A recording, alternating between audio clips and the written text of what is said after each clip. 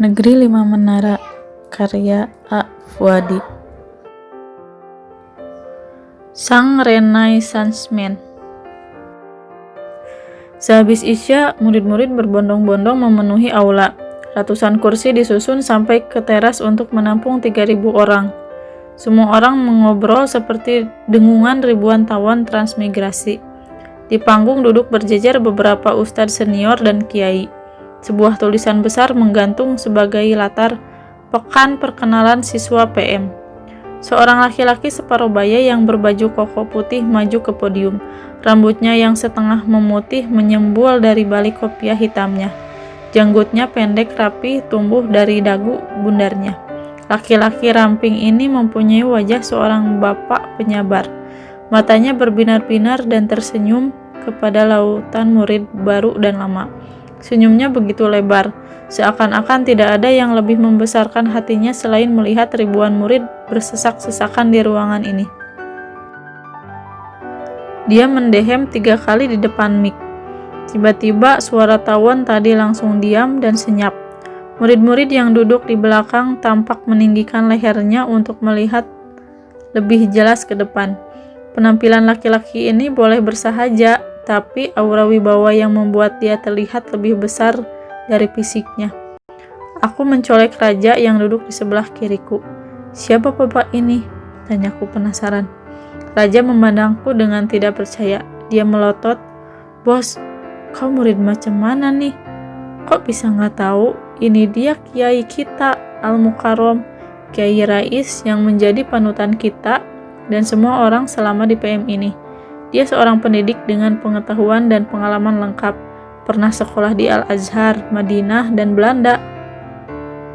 Raja mengangsurkan kepalaku sebuah buku berjudul Biografi Kiai-Kiai Pendidik.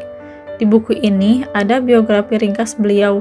Menurut penulisnya, Kiai Rais cocok disebut sebagai Renaissance Man, pribadi yang tercerahkan karena aneka ragam ilmu dan kegiatannya. "Marhaban, selamat datang anak-anakku para pencari ilmu. Welcome, selamat datang. Bienvenue." Saya selaku Rais Ma'had, pimpinan pondok dan para guru di sini dengan sangat bahagia menyambut kedatangan anak-anak baru kami untuk ikut menuntut ilmu di sini. Terima kasih atas kepercayaannya. Semoga kalian betah mulai sekarang.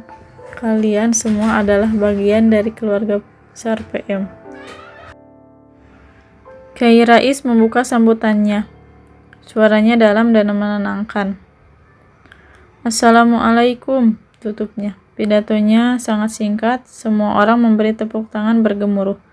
Aku mengikut raja. "Singkat sekali, mana petua seorang kiai?" tanyaku. "Tenang bos, kata buku ini Kiai Rais itu seperti mata air ilmu, mengalir terus. Dalam seminggu ini pasti kita akan mendengar dia memberi petua berkali-kali," jawab raja penuh harap. Raja benar. Setelah berbagai kata sambutan dan beberapa pengumuman tentang laba koperasi, kantin, dan dapur umum, Kiai Rais kembali naik panggung. "Anak-anakku, mulai hari ini bulatkanlah niat di hati kalian. Niatkan menuntut ilmu hanya karena Allah, lillahi ta'ala. Mau membulatkan niat kalian?" "Mau," terdengar koor dari ribuan murid di depan Kiai Rais. Lalu sejenak dia memandu kami menundukkan wajah dan memantapkan niat bersih untuk menuntut ilmu. "Allahumma zidna ilman warzuqna fahman." Tuhan, tambahkan ilmu kami dan anugerahkanlah pemahaman. Kiai Rais kembali melanjutkan pidato. Menuntut ilmu di PM bukan buat gagah-gagahan dan bukan biar bisa bahasa asing, tapi menuntut ilmu karena Tuhan semata. Karena itulah kalian tidak akan kami beri ijazah, tidak akan kami beri ikan, tapi akan mendapat ilmu dan khail. Kami para ustadz ikhlas mendidik kalian dan kalian ikhlaskan pula niat untuk mau dididik. Tangan beliau bergerak-gerak di udara mengikuti tekanan suara. Aku menyikut terusuk raja sambil berbisik, "Tidak ada ijazah." "Bagaimana maksudnya?" Raja melirikku sekilas. "Maksudnya PM tidak mengeluarkan selembar ijazah seperti sekolah lain. Yang ada adalah bekal ilmunya. Ijazah PM adalah ilmunya sendiri.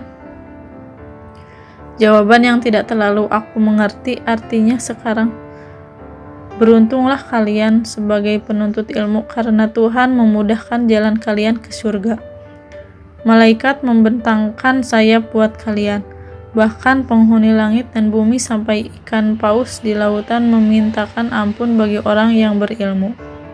Ragukan ilmu di sini dengan membuka pikiran, mata, dan hati kalian. Telunjuk tangan Kiai Rais terangkat di depan mukanya, memastikan kami memperhatikan petuah ini.